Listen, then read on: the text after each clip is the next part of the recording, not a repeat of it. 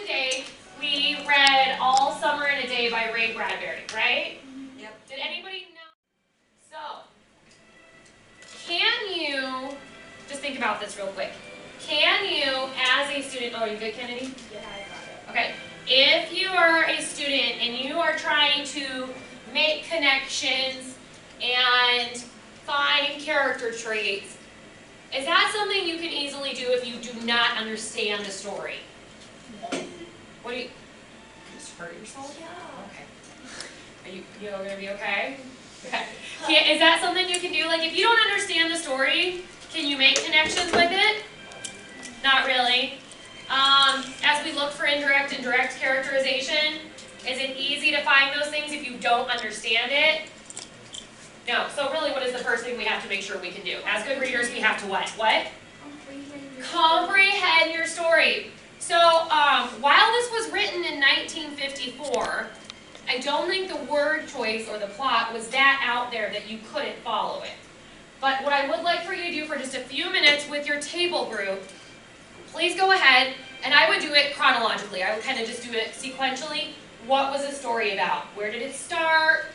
What happened? Who was involved with it? Just kind of talk through it, and you can reference back to the text. That's fine. If anybody needs a paper copy, let me know. I do have a paper copy.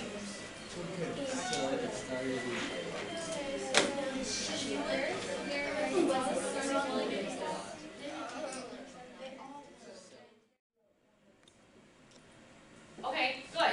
Why was it such a big deal, Kennedy?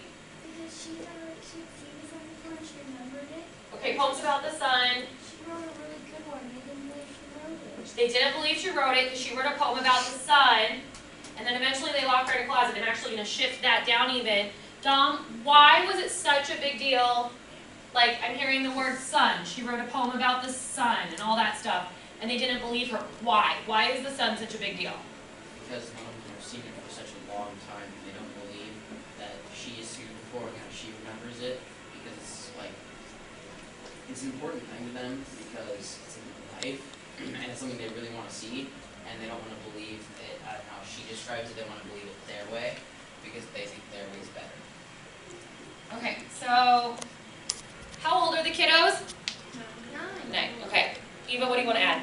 I can't remember what it's called, but it's like something action where it tells you before, but it's going to happen later. Oh, like foreshadowing? Yeah. Okay, good. Good way to think of a term. Yes. Okay, so they're 9 years old, and if the sun only comes out every 7 years, that means these kids would have seen it when they're 2.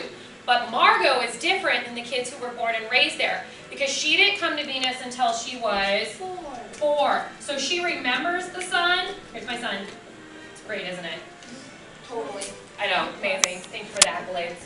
So we know that she has seen the sun, and subsequently they don't believe her, they don't like her, all of those kind of things. And eventually, Erica, where does she end up? McKenna already said it, but where does Margot end up? In the closet. And why did they lock her in the closet, Sam? Which one? You. I call him Samson. Because they like think she's a weirdest. She knows about the sun. Okay, so here's what I want you to think about real quick. So I'm going to tell you guys what I know, like for my prior knowledge. I am one of those readers that I best connect when I make connections. I can visualize, but I tend to be, and maybe it's because of my advanced age, but I tend to be like, okay, this reminds me of this. And so when I have something like that reminds me of something, it's easier for me to remember it. Okay, so if it rains all the time and you don't see the sun, it reminds me of other places I know about where you don't see the sun. Does anybody know? Can anybody help me? What do you think? Dom had his hand up. 2 places. Give me one. Why do we both? No, just give me one because other people have their hands up. Okay, fine. Okay, fine. Sometimes in Africa there are monsoons, you don't see the sun for a couple days. Okay. So weather blockage. Okay, and that actually kind of reminds me of Seattle even. Seattle's pretty known for being gloomy and that kind of stuff too. Okay. Alaska during the winter. Alaska, right? You guys know that, right? They'll have 24 hours of darkness, but then they also, on the flip side, will have 24 hours of light. Okay, so I can make the connection based on my prior knowledge that there are places where that happens. So it's not like this is so far-fetched that I can't imagine it. But then I go to the next step, and I think about how Margot must feel. Have you guys ever heard of seasonal affective disorder? Okay, well that's the fancy name. The acronym would be SAD then. That's the fancy name for when people get really bummed out when it's dark all the time or the seasons are changing. Think about in a few months how it's going to be when you're getting up and it's dark. And say you're playing basketball and you go home and you get picked up for practice at 5:15, 5:30, and you go home and it's dark. Doesn't it seem harder those days? Like, isn't it almost a little bit like dreary? It's harder to get stuff done. So like I'm connecting, one second Tom, okay? I'm connecting just based on my prior knowledge because I know people legitimately suffer from that, like to the point where it causes them depression, and like they get treatments, they take supplements, they do like sun lamp treatments. And then in the story it even mentioned sun lamps. Do you remember that? Yeah. Well, that's because, I mean, that's a thing. So like I'm able to make connections, I'm able to make sense of the story, even though it's about Venus and people leaving on Venus. Living. Sorry, okay. So I'm going to go to the next spot then. I want you to think about now, so she ends up locked in the closet and then the kids all go outside and they're in the sun, right? Then they come back in. So we had our three characters that I kind of listed over there. We had Margot, and we have William. That was the boy who kind of started all that. Do you guys know what a mob mentality is? Isn't it like those people that like are all mad? It's kind of like a protest, like Kind of like a protest? Yeah. Okay. I think of it as like an angry crowd. An angry crowd. Kyla, I saw you shaking your head. What were you thinking of? I was thinking of like when it has mentality in it, it's like sometimes it can just be one person that like it's so like out there that they have like this entire mob in their head and they want to like Okay. control it. Ethan? Every time that I think of a mob, I feel like, I think of people just running around with torches and pitchforks. Yeah, like the old days. Yeah, right, like an angry mob, right? Yeah, that makes sense. That's a good connection. Dom, and then we'll move on. What do you got? It's a bunch of people angry about the same thing that the leader of the group is. And I don't know about you guys, but I think about, like you were saying, protests. I think about riots when I think about mobs. I think about things people are afraid of, and like they almost get so caught up in it that there ends up being damage from it. That's not necessarily intentional, but it gets out of control. Okay? So we know William is kind of a leader in my mind because of how he works with the children. He kind of starts everything to get her in the closet. So we have Margot, we have William, and then we have the girl at the end who remembers Margot's in the closet.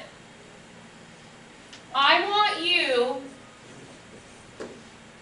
because I already know that from direct characterization, they told me Margot was frail, right? They described her appearance.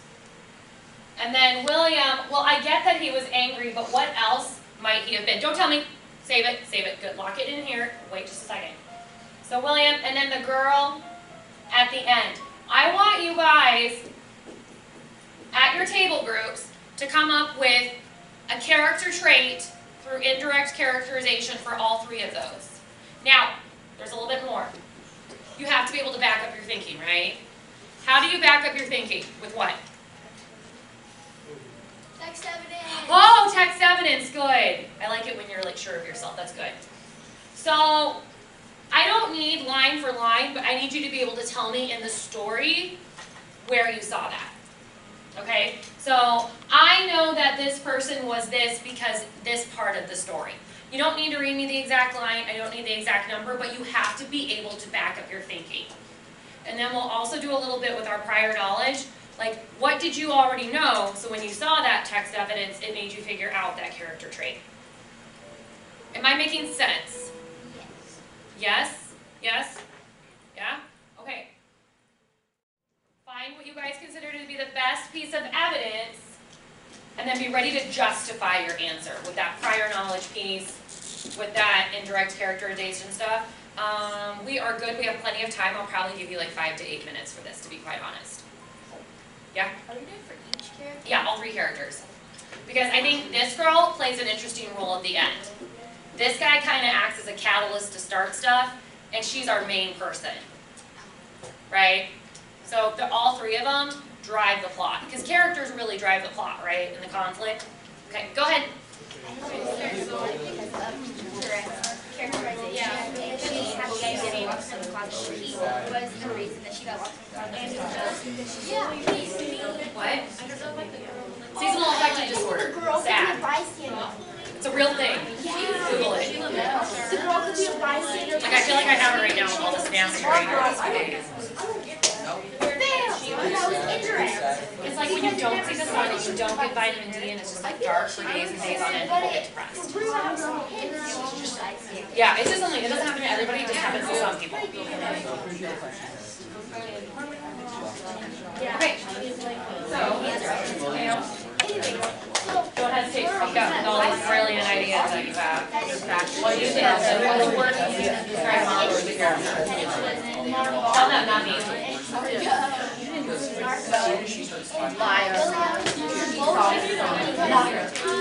Oh, are you looking? He's looking up seasonal affective disorder. I was like, why is he on images?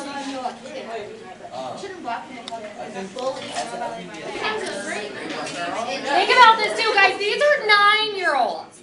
9. But does it wrong? One of the things that helps to make it logical, guys, is that use of text evidence, right?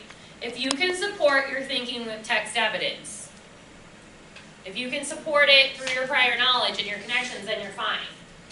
All right, so, what time are we out here? 36. Oh, good, we have so much time, and that's exciting. Yeah, like 16 minutes. Exactly. Yeah, go ahead, Joe. All right, I'm gonna go with my back table. Pick one character and talk us through. And guys, when the other table is going, please make sure to focus on them. Let's hear what they have to say and what they came up with. Go ahead. Just give us one character. You don't need to give us all. Don't all talk at once. Okay, so for William, we said that he's probably jealous because he's denying everything that she says, and like, you know, when she says that she built home and like that she saw the sun, he's probably jealous that he didn't get to see it because he had been raised on Venus. And Okay. she had. So that's specific text evidence because it talks about that in there. Good. So why then, just what would you guys maybe know, prior knowledge? Like how can you tell when someone's jealous? They usually like walk, or they are usually mean to the other person. So their actions, Yeah. so like maybe the way they act and what they say, which is our indirect characterization, right? So like he doesn't come out and say, I'm William and I'm jealous.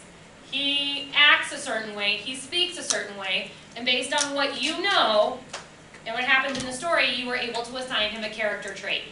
That makes sense. Nice job. Kennedy, did you guys want to go? Yes. Okay, what do you want to? Picked Margaret and Margot. Okay. And in the text it said that the rain had washed the blues in her eyes, the red in her mouth, and the yellow in her hair. And we said that wasn't literary, but Literal. Literal, honey. Okay. You guys picked her to be your spokesperson. No, she told her Okay, not to. so if that's not literal, it didn't literally wash it away, so what are you trying to say about that then? it was because she's depressed. She's depressed. Now, why would you think that? No, you know that one disorder okay, we think she has that because she misses the sun. Because she actually knows about it to miss it, right? So the way she was described though, now if you think about someone, think about even like the commercials you see, right? A text to world connection there. Think about the commercials you see, and like you see the people that like go through the world and it's like gray, and then all of a sudden they get this magical pill, and like they're able to function and like things smell good again and the sun shines again and there's wonderfulness, whatever. So Ray Bradbury was describing her looks with that piece of text, and you know through connections and prior knowledge that that might show depression or that seasonal affective disorder, and we know that she started her life on Earth, which makes her different. But is it wrong? One of the things that helps to make it logical, guys, is that use of text evidence, right? If you can support your thinking with text evidence, if you can support it through your prior knowledge and your connections, then you're fine. All right, so, what time are we at here? 36. Oh, good, we have so much time, and that's exciting. Yeah, like 16 minutes. Wow. Exactly. Yeah, go ahead, Joe. All right, I'm gonna go with my back table. Pick one character and talk us through. And guys, when the other table is going, please make sure to focus on them. Let's hear what they have to say and what they came up with. Go ahead. Just give us one character. You don't need to give us all. Don't all talk at once. Okay, so for William, we said that he's probably jealous because he's denying everything that she says, and like, you know, when she says that she wrote the poem and like that she saw the sun, he's probably jealous that he didn't get to see it because he had been raised on Venus. And Okay. she had So that's specific text evidence because it talks about that in there. Good. So why then, just what would you guys maybe know, prior knowledge? Like how can you tell when someone's jealous?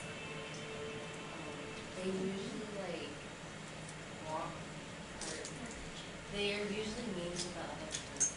So they're actually